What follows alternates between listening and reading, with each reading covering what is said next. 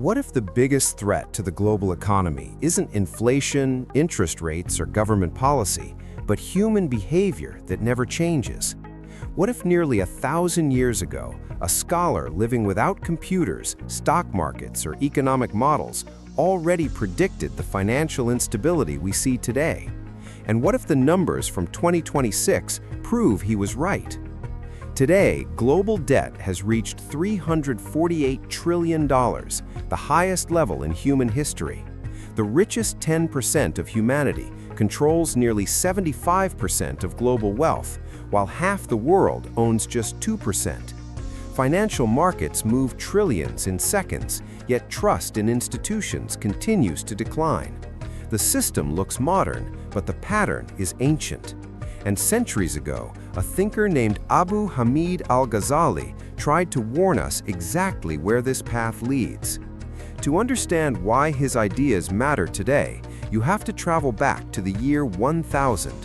At that time, Europe was politically fragmented and economically weak, still recovering from centuries of instability. Meanwhile, across the Islamic world, cities like Baghdad, Cairo, and Damascus were thriving centers of trade and knowledge. Markets were sophisticated, trade routes stretched across continents, and wealth flowed between regions faster than ever before. It was globalization long before the modern world invented the word.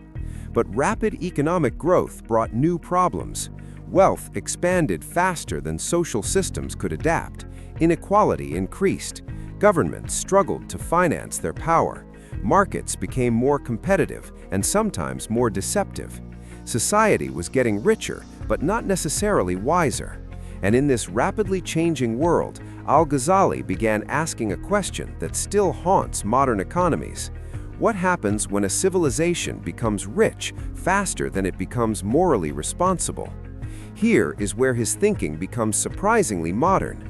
Al-Ghazali argued that money itself has no real value. It produces nothing, builds nothing, and feeds no one. Its purpose is simply to facilitate exchange between people.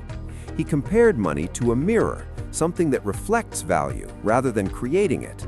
Its importance comes from what it enables society to produce and trade. This idea, which modern economists describe as the function of money as a medium of exchange, was revolutionary in the 11th century. But if money is only a tool, then what happens when society begins treating the tool as the ultimate goal? This question becomes even more relevant in 2026, when financial assets often grow faster than real economic productivity. Global markets now move enormous amounts of wealth daily, sometimes detached from tangible production. The question al-Ghazali raised centuries ago suddenly feels urgent again. If money becomes the destination instead of the bridge, what exactly are we building? His concerns did not stop there. One of his strongest warnings was against hoarding wealth. He believed that money locked away without use damages society because it stops circulating through the economy. When wealth is frozen, trade slows, opportunity declines, and economic life weakens. He described hoarded wealth as blocking the flow of society's lifeblood. Consider the modern world. By 2026, wealth concentration has reached historic levels. The richest 10% controls nearly 3/4 of global wealth, while the bottom half of humanity owns almost nothing. Billionaire wealth alone exceeded $18 trillion in 2025. This is not merely a moral concern, it is a structural one. When purchasing power concentrates excessively, social mobility declines, economic stability weakens, and trust begins to erode. Al-Ghazali warned that imbalance creates fragility, and fragile systems eventually break. And when fragility spreads across an entire financial system, even small shocks can trigger disproportionate collapse. Yet he was not opposed to trade or profit. In fact, he strongly supported markets. What he opposed was profit without contribution. He criticized merchants who manipulated prices, created artificial scarcity, or exploited crises for personal gain. He believed markets function only when participants trust one another. Once trust collapses, the economy follows. For him, a market without integrity was not a market at all. It was simply organized instability. Now, pause and look at modern financial systems. From speculative bubbles in housing markets to volatile cryptocurrency crashes, we repeatedly see wealth created rapidly and destroyed just as quickly. Trillions of dollars can appear and vanish within months. The speed is new, but the behavior is ancient. Al-Ghazali's principle still applies. When incentives reward extraction instead of creation, instability becomes inevitable. Another of his powerful insights involved the dignity of labor.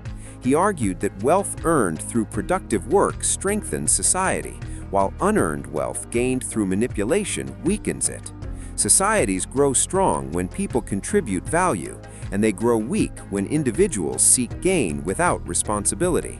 This idea echoes today in debates about economic participation, productivity, and long-term growth. Once again, the medieval scholar appears strikingly modern, but perhaps his most controversial warning concerned government control of currency. During his lifetime, rulers often reduced the gold or silver content of coins to stretch their budgets. Al-Ghazali condemned this practice as hidden theft. By weakening currency, rulers reduced purchasing power and undermined public trust. To him, stable money was essential for social stability. Fast forward to the modern world. Between 2020 and 2023, global inflation surged to the highest levels in decades following massive pandemic spending and supply disruptions. Although global inflation cooled to around 3% by 2024, concerns remain in 2026 due to energy price volatility and rising geopolitical tensions. Central banks worldwide continue tightening policies to maintain stability. The debate surrounding inflation, currency value, and public trust reflects exactly what Al-Ghazali warned about nearly 1,000 years ago. His deepest insight, however, was psychological. He understood that money is not merely metal, paper, or digital code. It is a belief system. People accept currency because they trust its value. When that trust weakens, the entire financial structure becomes unstable. Economic crises often begin not with shortages of resources, but with the collapse of confidence. This leads to perhaps his most powerful conclusion. Societies can survive poverty, but they cannot survive corruption. When leaders act dishonestly, corruption spreads through institutions, markets, and everyday transactions. Trust declines step by step, and once trust disappears, economic stability follows. Modern research confirms this idea. Nations with strong institutions, transparent governance, and reliable legal systems consistently achieve higher economic growth and currency stability. Trust lowers risk, encourages investment, and supports long-term prosperity.